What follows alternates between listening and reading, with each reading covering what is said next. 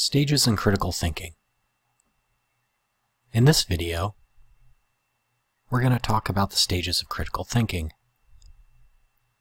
This is pages 15 to 19 from the reading for this week. Again, this is from the book The Philosopher's Way, Thinking Critically About Profound Ideas by John Chavey. This reading is available on Canvas.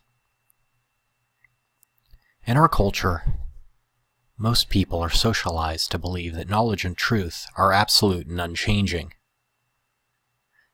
As critical thinkers, you have a responsibility to engage actively with the things going on around you and to take part in developing your understanding of the world. As anyone alive today knows, authorities often disagree. Critical thinking gives us the tools to analyze and evaluate all of the available information so that we can develop our own well-reasoned beliefs. There are a number of criteria for analyzing belief. These include: how effectively do your beliefs fully explain what's taking place? To what extent are these beliefs consistent with my other beliefs? To what extent are your beliefs supported by sound reasons and compelling evidence derived from reasonable sources? How effectively do your beliefs help you predict what will happen in the future? To what extent are your beliefs falsifiable?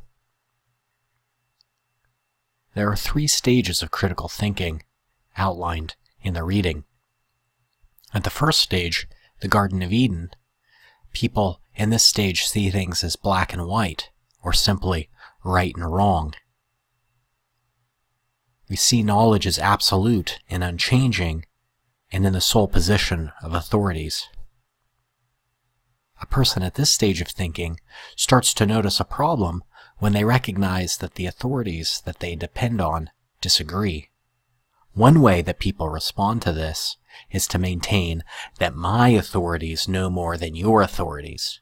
But this doesn't hold up, because we need to explain why it is that our authorities know better than the other authorities. Once we start asking why, we've transcended stage 1. In the stage 2 of thinking, anything goes. In stage 2, after we've asked why and gotten out of stage 1, the temptation is to believe that anything goes. When we're in this stage, we might think that because anything goes, there's absolutely no way to resolve a dispute. In philosophy, we call this view relativism. Although this kind of thinking may be okay in matters of taste, stage 2 thinking is not appropriate in areas where beliefs are clearly more informed than others. We start to recognize this because anything goes ultimately leads to absurd conclusions. The third and final stage is thinking critically. Here, we recognize that some viewpoints are better than others.